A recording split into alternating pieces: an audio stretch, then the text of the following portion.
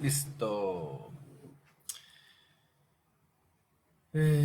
Pues hola, hola a todos. Soy Pedro J. Fernández, autor de el libro de hoy que se llama Querido Domingo. Ay Dios.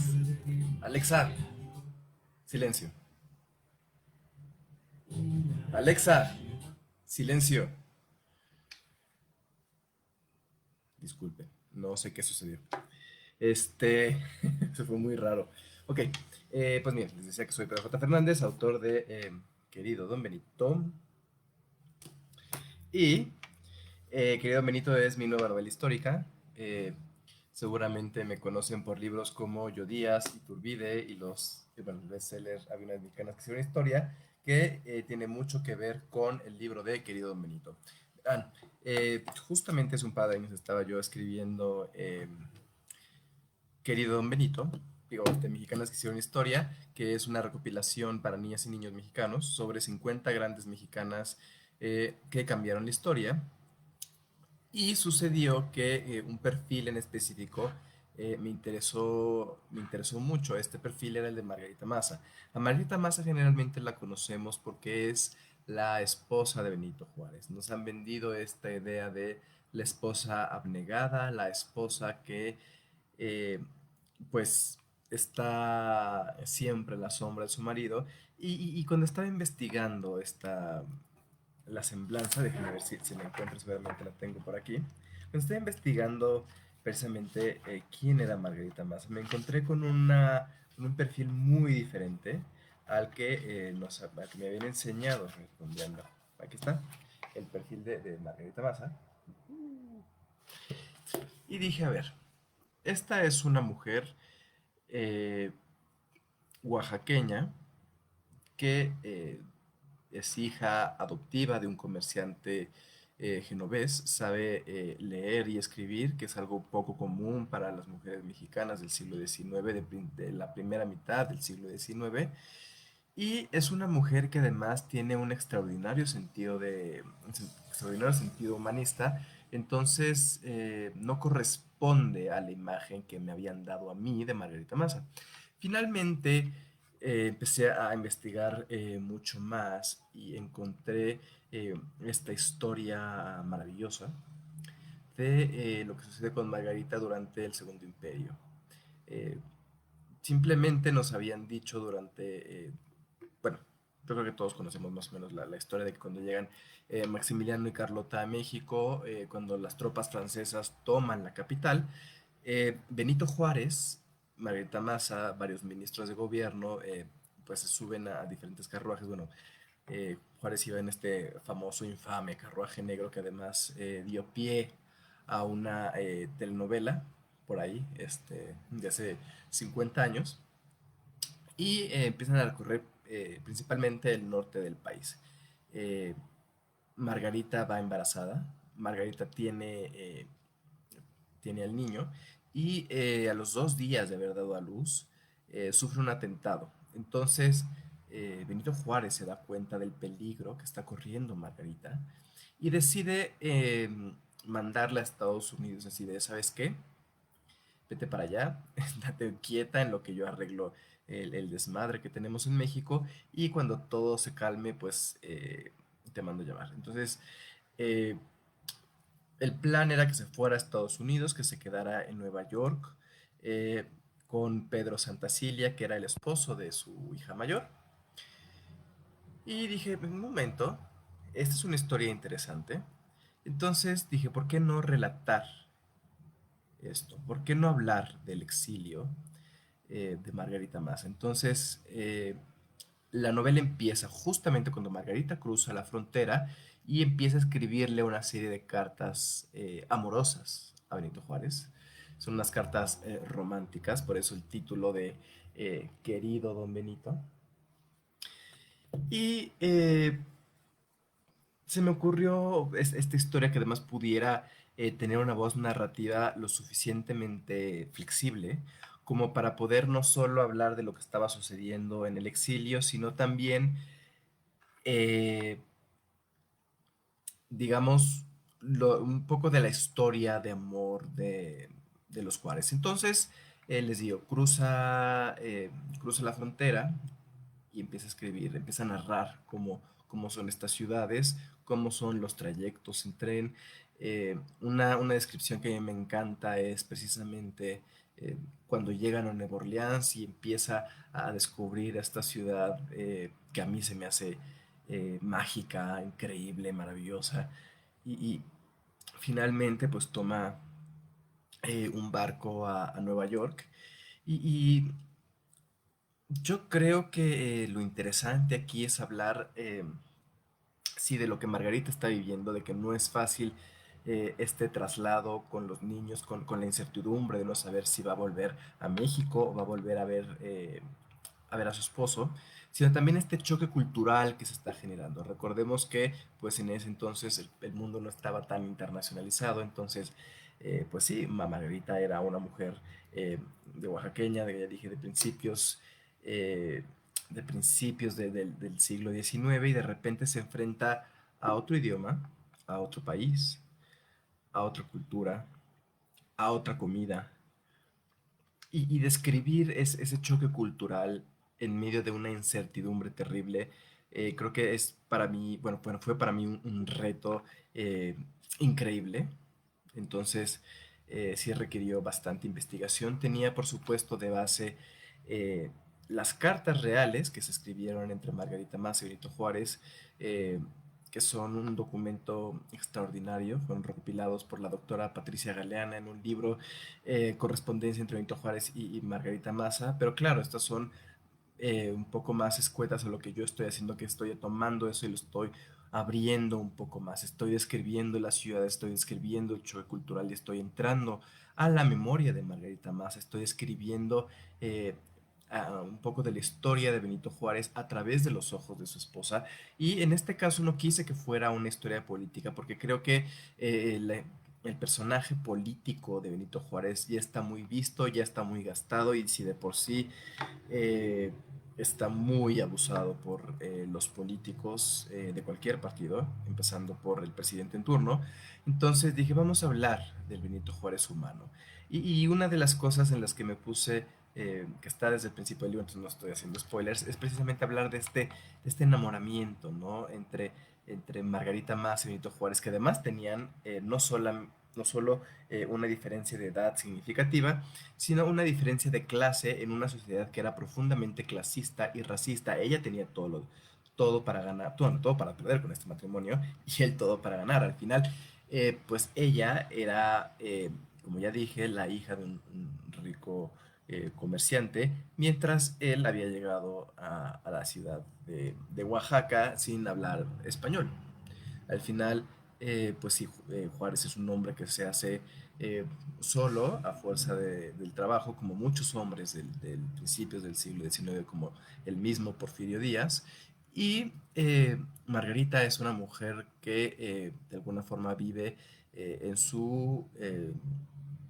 bueno, vive con ciertos privilegios. Que eso no significa que no hubiera visto precisamente el estado en el que se encontraba el país. Entonces, eh, me encantó escribir todo este romance, todo este enamoramiento.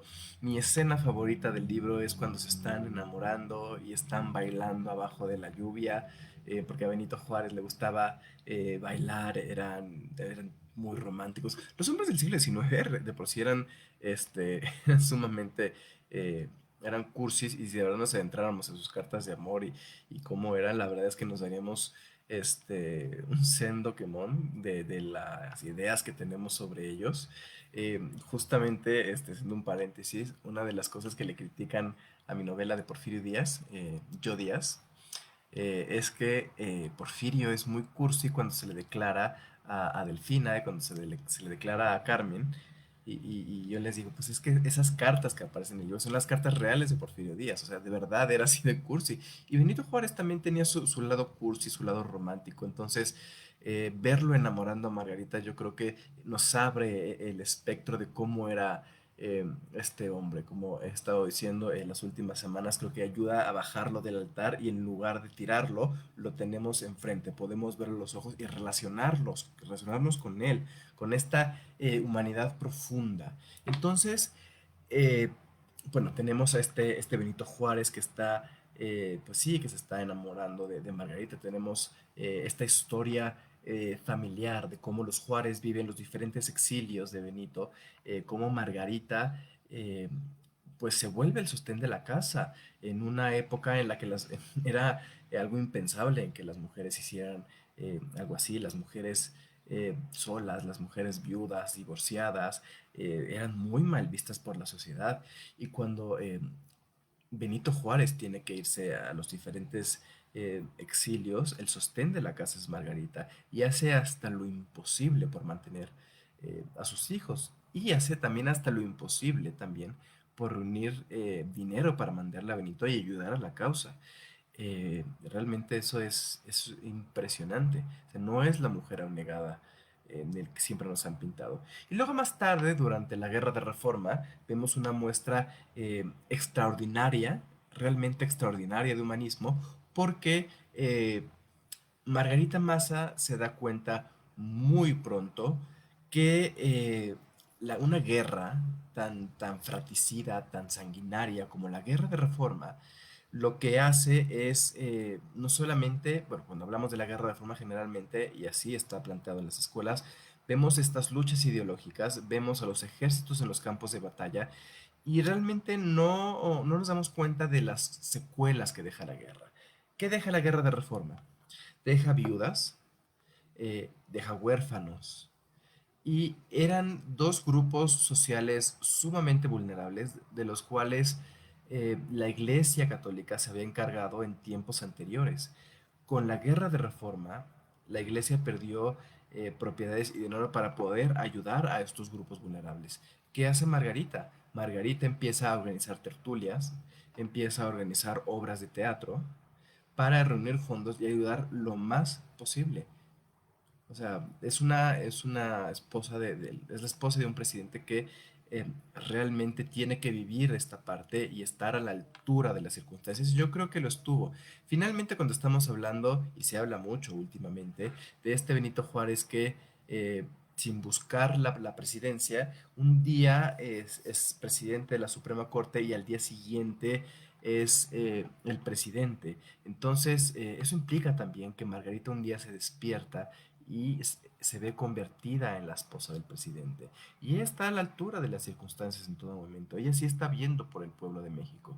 Entonces, más bien en lugar de estar idealizando a Benito Juárez, deberíamos estar idealizando a Margarita Massa.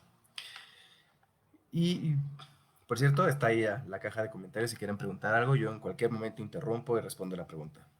Porque ya vi que hay un montón de gente conectada. Entonces les decía que eso habla del extraordinario sentido humano de Margarita Massa. Entonces, también cuando todo esto bueno, todo esto con más detalles y con obviamente más historias está justamente recopilado en Querido Don Benito, vemos a una mujer que tiene un legado propio para la historia de México. Vemos una mujer que no se deja vencer. Y vemos a una mujer que de repente tiene unas aventuras increíbles que ya van a estar leyendo en el libro. Entonces, me parece realmente, yo lo siento realmente increíble. Yo creo que no hay una novela así en el mercado. Yo creo que van a descubrir muchísimo sobre Margarita, muchísimo sobre Juárez y también sobre el Segundo Imperio. Creo que durante mucho tiempo hemos estado idealizando a Maximiliano y Carlota, sobre todo a Carlota. Y siempre que hablamos de la Segunda Intervención Francesa, que es este Segundo Imperio Mexicano, eh, pues pensemos que la única mujer protagonista de este drama histórico, político, muy humano, es la emperatriz Carlota. Y realmente no, estaba del otro lado Margarita Massa. Y Margarita Massa, eh, curiosamente, va a establecer contacto con el presidente de los Estados Unidos eh, y lo matan. Matan a Abraham Lincoln. ¿Cómo se vive? ¿Cómo pasa? Toda esa parte de Abraham Lincoln está precisamente narra en el libro, si tienen algún interés de cómo Estados Unidos vive el asesinato de Abraham Lincoln, qué tanto le pesa a México, está justamente el querido Benito, y tienen que entablar relaciones con el nuevo presidente, con Andrew Johnson. Y finalmente Andrew Johnson la recibe en la Casa Blanca, y entonces Margarita emprende una labor diplomática de decir, a ver, necesito reunirme con el presidente, con este aliado, eh, platican de lo que está pasando en México. Y es muy importante porque gracias a la labor de Margarita Massa y sobre todo de Matías Romero, es que Estados Unidos va a presionar a Francia para que retire sus tropas de México, que de por sí ya Francia estaba teniendo problemas con Prusia, la verdad es que razones no le faltaban para retirar sus tropas de aquí. De todas maneras, parte del plan era que alguna vez que tenían que salir pronto, era costosísima esta empresa que se llamaba Segundo Imperio Mexicano. Entonces, parte de esa labor la realiza Margarita Massa. Y es muy curioso ver los periódicos de la época, porque en lugar de estar hablando de la labor diplomática que está haciendo Margarita Massa, estamos viendo a los periódicos atacar a Margarita por el vestido que usaba, por los aretes, por zapatos, o sea, queda reducida su labor a su apariencia, que además es algo que le ha pasado a las mujeres en la historia de México. Siempre es lo que visten y lo que usan y cómo se ven y el peinado. Bueno, a la misma Josefa Ortiz de Domínguez. Este, lo que más se recuerda de ella es que el día que la arrestaron por conspiradora, gracias a Dios, tenía puestos unos tacones por los que pudo avisar al alcalde de la casa que tenía, que la conspiración había sido descubierta, que teníamos que avisarle al padre de algo, porque si no hubiera usado tacones, pues hasta ahí llegaba la guerra de independencia, cuando la labor de Josefa es mucho más profunda y va mucho más allá de septiembre de 1810. Entonces lo mismo le pasa a Margarita Massa. Em, la verdad es que fue una novela complicada de escribir. Recopilar información de Margarita Massa no es fácil. Como ha vivido tanto tiempo eh, a la sombra de su marido, pues eh, no tiene trabajos a su nombre. No puedes llegar tú a una librería y decir, ¿sabes qué? Dame un trabajo académico de Margarita Massa. La historia de Margarita Massa la puedes encontrar eh, rascando datos en libros sobre la Guerra de Reforma, libros sobre la historia de Oaxaca, libros sobre el Segundo Imperio. Y generalmente estos datos van a estar velados, van a ser el pie de página, van a ser una anécdota curiosa, van a estar en el apéndice y al final yo como novelista tuve que ir juntando estas piezas, armando un rompecabezas y permitir que eso contara una historia, la historia de Margarita Massa, que yo creo que es una de las mujeres más extraordinarias en México del siglo XIX. Entonces, eh, pues sí, van a ver a esa Margarita enamorada, van a ver a esa Margarita como madre, a ese Benito como padre. Insisto, no entro a la parte política. Para mí es una novela rosa histórica. Yo sé que están acostumbrados a mis novelas que son un poco más grandes. Eh, Suelo escribir alrededor de 80,000 y 100,000 palabras por libro, excepto Yo Díaz, que es un poco más grande, tiene 120, 130,000 palabras, y este tiene menos de 50,000. Para mí es una novela corta, yo creo que es una novela rica en detalles, es una novela muy digerible, que a mí me encantó escribir. Empieza en 1864, llega hasta 1867, que es cuando cae el imperio, y realmente pues no vemos más allá eh, de ese 1867. Están llegando ya preguntas, están cayendo. A ver, muchos saludos, muchísimas gracias a todos. Elena pregunta, Elena Montoya, mi opinión eh, de Benito Juárez, ¿es héroe o villano? Mi opinión de Benito Juárez es que es un hombre de su tiempo que hizo lo que le tocaba hacer y bueno, que finalmente con todos sus errores y aciertos, pues logró sobrevivir a las diferentes guerras y entramados que le tocó durante el siglo XIX. Mago Noriega me pregunta que si es una novela en forma epistolar. Sí, es una novela completamente epistolar. Son las cartas íntimas y personales que Margarita le escribe a Benito. Y yo creo que eso es justamente lo interesante de la novela, porque ya habla una complicidad de esposos, de una mujer y un hombre que están enamorados, que es una de las parejas más icónicas de la historia de México. Y entonces adentrarnos a su correspondencia, a su historia de amor, a sus pensamientos, creo que abre mucho más la narrativa sobre estos dos personajes y a mí me encanta. Eh, Me pregunta Elena que si es como Cartas de Chepita de Jaime Sabines. Pues no he leído Cartas de Chepita. Justamente es lo que me inspiró esta novela, además de estar escribiendo eh,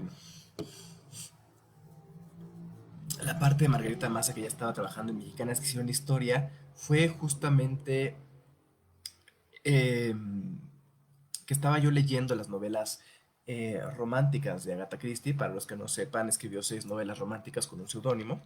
Y a mí me pareció muy interesante cómo esta mujer podía cambiar completamente de género sin, sin perder el estilo, sin perder la voz narrativa. Yo dije, bueno, yo también quiero hacer algo parecido, entonces quiero no perder la parte histórica, no perder la parte narrativa que tanto le gusta a mis lectores, pero démosle un toque romántico. Se me ocurrió justamente, precisamente por eso escribir esta historia entre estos dos personajes y como le digo, creo que la mejor forma de hacerlo es a través de estas cartas tan íntimas, tan personales.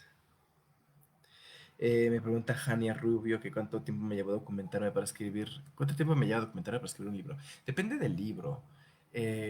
Por ejemplo, este libro es más corto y mucho ya lo tenía justamente eh, de lo que había investigado para Mexicanas que hicieron historia y de lo que había eh, investigado en Yo Díaz. En Yo Díaz de lo que más tuve información, bueno, además del Porfiriato, fue eh, de la Segunda Intervención Francesa y de la Guerra de Reforma. Si no entré más a detalle fue precisamente porque al final Porfirio era el protagonista, entonces tenía ya también muchos de esos datos. Entonces más bien fue rascar sobre lo que ya tenía en bibliografía para pues escribir este libro. Bueno, en el caso de un libro como Yo Díaz, pues sí me tomó un par de años, 2, 3 años documentarme y la documentación sigue, por supuesto, mientras está redactando el libro. Entonces, a mí me interesan mucho los detalles. Al final tengo que recrear una época de cero, cómo vestían, cómo hablaban, qué comían, además de la parte histórica, que no solamente es investigar a un personaje, sino los personajes que orbitan alrededor del personaje principal. Entonces entenderán que pues toma tiempo investigar estas novelas. Eh, Pone Caro, interesante conocer desde otro punto de vista a Don Benito. Sí, justamente era eso, sacarlo de este momento bidimensional, acartonado que hemos vivido durante tanto tiempo y realmente mostrarlo como un ser humano. Creo que eso es muy, muy importante. Yo en mi taza del Principito. Eh, Pregunta Elena Montoya, ¿qué es lo que me hizo enamorarme de la historia para poder narrarla tan padre? Eh, pues no sé, fíjate que justamente fue el primer libro que escribí desde que me casé y justamente es la primera novela que escribí poco después. Quizás estaba un poco cursi, romántico, enamorado. Yo creo que estas historias tienen que enamorar. Yo creo que la historia de México es completamente increíble, dramática. Yo creo que es como una de esas buenas telenovelas interesantes donde hemos metido a sus villanos, sus héroes, donde pasa de todo y más. Tiene sus momentos surrealistas y sus momentos donde te ríes, donde lloras. O sea, hay de todo en la historia de México. Entonces, eh, yo estoy completamente enamorado de nuestra historia. Yo creo que hay grandes personajes y podemos irlos deshilando para poder contarlos. Y a mí en este caso, bueno, ya saben que me encantan los villanos, pero además de los villanos me encantan estos personajes que no conocemos. Y un personaje que no conocemos es el de Margarita. Entonces, yo voy emocionándome cuando voy haciendo la investigación y eso hace que me emocione cuando la esté contando. Entonces, yo creo que al final un lector proyecta el estado de ánimo con el que se encuentra cuando está escribiendo. Y yo creo que ese es el caso de querido Benito. Estaba emocionado, estaba enamorado, estaba eh, conociendo toda esta historia y al final acabó precisamente por filtrarse en las palabras. Entonces sí, a veces es cursi, a veces es dramático. Margarita pierde dos hijos en el exilio. De repente hay una incertidumbre terrible porque el imperio está ganando plazas. Y claro, aunque sabemos que el imperio cayó, el hecho de que lo estemos viviendo a través de Margarita, en el momento creo que sí nos pone en otro contexto. De repente imaginar que no conocemos eh, el final de la historia y poderla ir viviendo como si de verdad estuviéramos ahí, creo que es maravilloso. Pregunta Jania Rubio que si tengo en mente escribir otro libro parecido pero con otros personajes de México. Eh, sí, hay varias historias de amor que me encantaría contar. Yo creo, bueno, si alguien quiere leer otros de mis trabajos, tengo Yo Díaz, que es la novela de Porfirio Díaz, Iturbide, el otro padre de la patria, que es la historia de Agustín de Iturbide. Morir de pie tiene la historia de Emiliano Zapata, bueno, que de Don Benito, la historia de Margarita Maza, y bueno, están Mexicanas que hicieron historia parte uno y Mexicanas que hicieron historia parte dos. Entonces, eh, sí hay muchísimos personajes que quiero rescatar, muchísimas mujeres de las que quiero escribir.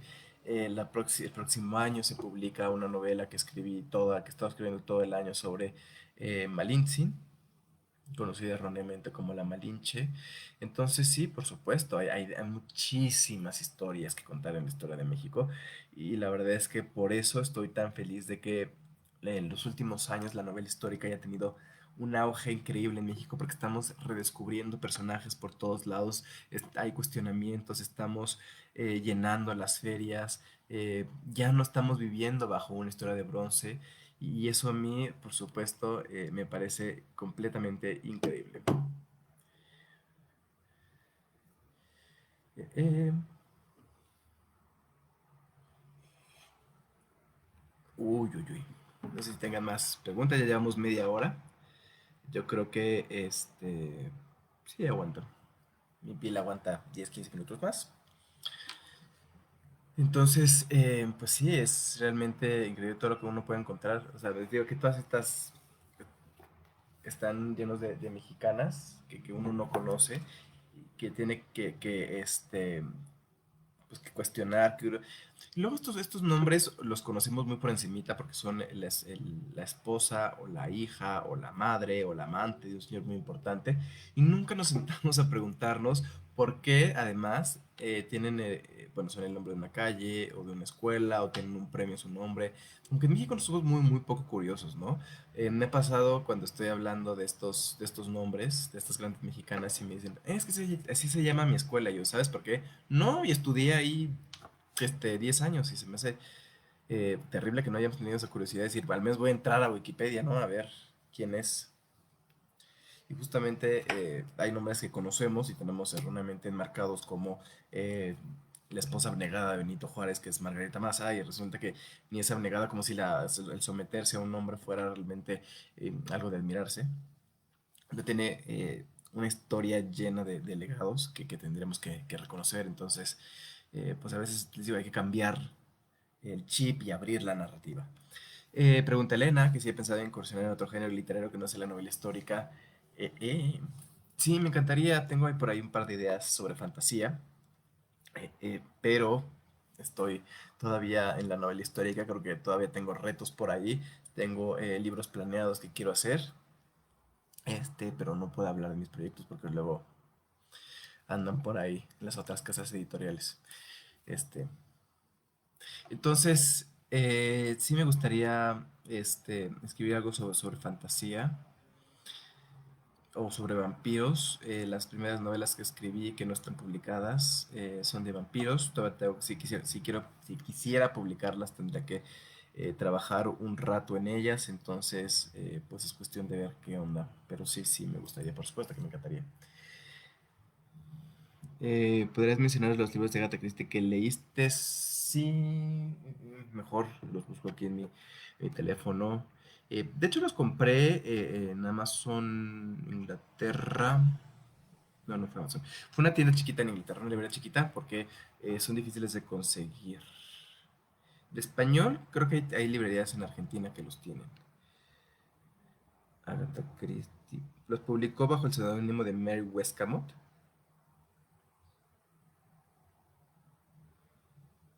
A ver, ahorita les digo.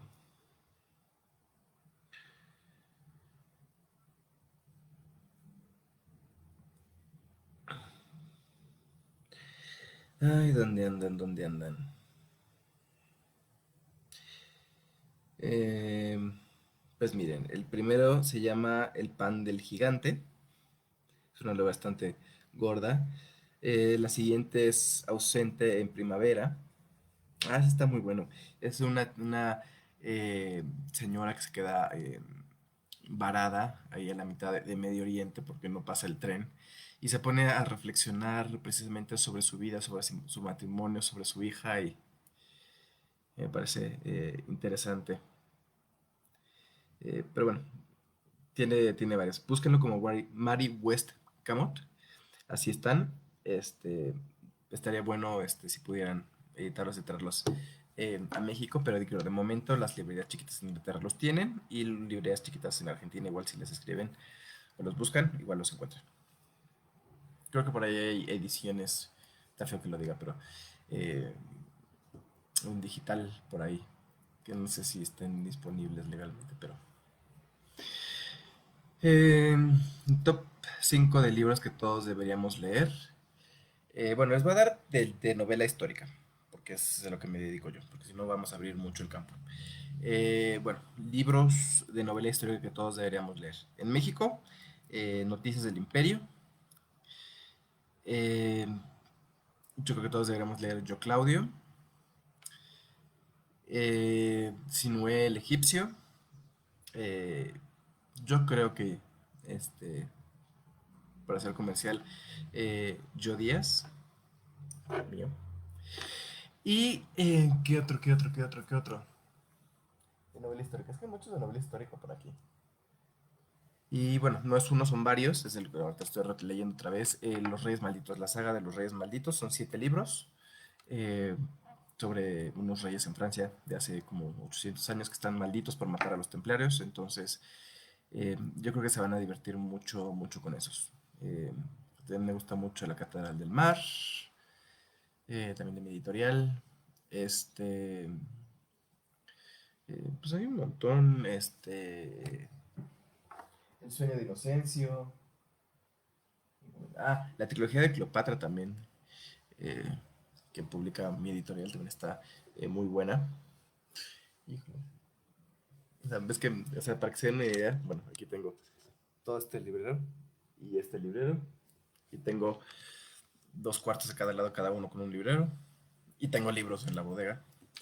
Entonces, se imaginarán, algunos son de bibliografía, algunos me los regala la editorial, algunos me los regalan los lectores, algunos son bibliografía, entonces aquí hay de todo, de todo, todo, todo. Y si me siguen en Goodreads, ya saben que siempre estoy ahí compartiendo mis reseñas y me encanta leer. Entonces, pues así.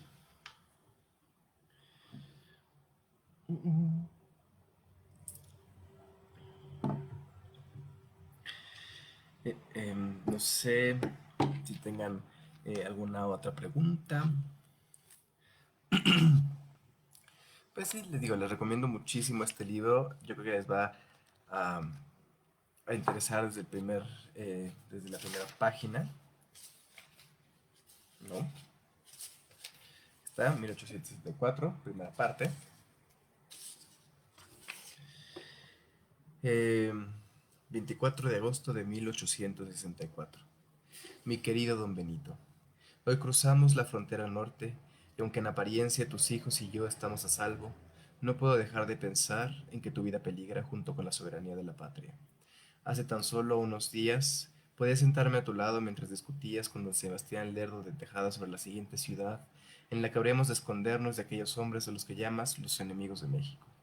Y muy decidido, como siempre has aparentado ser frente a tus amigos, afirmabas que debíamos ir a Chihuahua o a Guadalajara, pero yo sabía que el miedo estaba presente en todos tus pensamientos. Sé que tardaste en tomar la decisión de enviarme lejos, pues temías que mis consejos te hicieran falta para seguir adelante, pero estabas más aterrado de quedarte sin mí. Por eso decidiste que huyera a los Estados Unidos. Si los traidores que apoyan al imperio mexicano me encuentran, no dudarán en matarme, o a tus hijos. Em, Me pone Elena, cualquier amante de la novela histórica debería leer la saga de los Reyes Malditos. Es correcto, es una gran saga. Estefanía, estaría padre una investigación de la madre que fue la primera enfermera militar. Pues hay una pequeña semblanza aquí. Mexicanas que hicieron Historia 2. Entonces, si quieren leer más sobre ella o quieren presentárselo a las nuevas generaciones, pues les recomiendo mucho mi libro de Mexicanas que hicieron Historia. Me pregunta Eric, ¿qué problemas llegaste a tener al recrear la novela histórica? Yo recrear la novela. Em, Pues siempre es un reto. Para mí siempre es un reto la parte de recrear ese mundo, de plantear cómo eran estas ciudades, Nueva Orleans, Washington, Nueva York, cómo era la comida, cómo eran las costumbres, realmente sentir que el lector está ahí. Y bueno, por supuesto, con cada novela, como saben que me gusta mucho esta primera persona, siempre es un reto la voz narrativa que, bueno, yo trabajo a mano los libros, entonces siempre estoy haciendo prueba y error y la voz narrativa a veces me tardo un par de semanas en encontrarla, estoy haciendo pruebas y finalmente ya que la encuentro pues ya puedo seguir adelante. Me pregunta Jane Rubio que si he leído algún libro de Santiago Posteguillo. Eh, He leído sus libros sobre la historia de los libros. Acá tengo Yo Julia, juro que lo voy a leer pronto porque lo tengo desde el año pasado, pero no lo he leído. Juro que lo voy a leer. Pues Estefanía, no, que sí la vio en el libro. Sí, le digo que aquí hay un montón de historias, que yo creo que puede ser parte de aguas precisamente eh, para empezar a hablar de estas mexicanas y que no se pierdan. Creo que es importante que no se pierdan estas historias. Entonces, y por eso creo que la novela histórica debería leerse en la escuela. Eh, a veces leemos clásicos del mundo y un montón de cosas, y yo creo que sería mucho más interesante si leyéramos novela histórica a la mía o de cualquier otro autor, precisamente para que los niños se emocionen leyendo historia y pues lean autores mexicanos. Creo que es importante que lean autores de su propio país. Entonces, pues, ¿qué les digo? Bueno, llevamos casi 40 minutos en la charla. Em,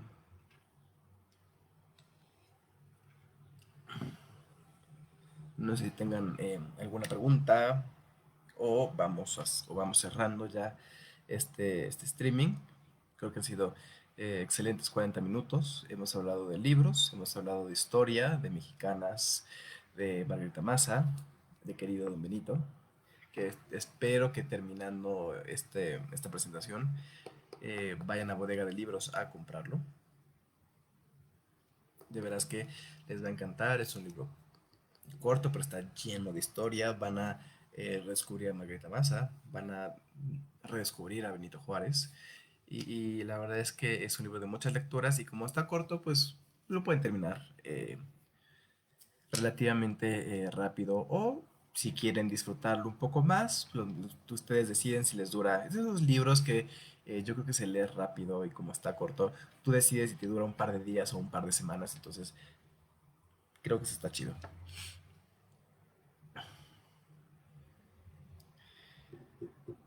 Am, ¿Alguna otra pregunta, cuestión? Ah, podría enviar un saludo para la mejor sucursal de Bodega Libros, la de Plaza Juárez. Hola a todos en la sucursal de Bodega de Libros de Plaza Juárez. Muchísimas gracias por acompañarnos hoy. Son los mejores del mundo. Sigan vendiendo libros. Me ponen en Ramos, Adriana Ramos. Soy un profesor de preparatoria que les pide novelas históricas a sus alumnos. Eso está increíble. perfectamente, increíble. Abre, como les digo, esa narrativa, abre la curiosidad de los niños, permite que cuestionen su historia y un alumno que cuestiona su historia y que cuestiona precisamente todo lo que se le enseña va a ser un adulto pensante y eso siempre hace un mejor mexicano.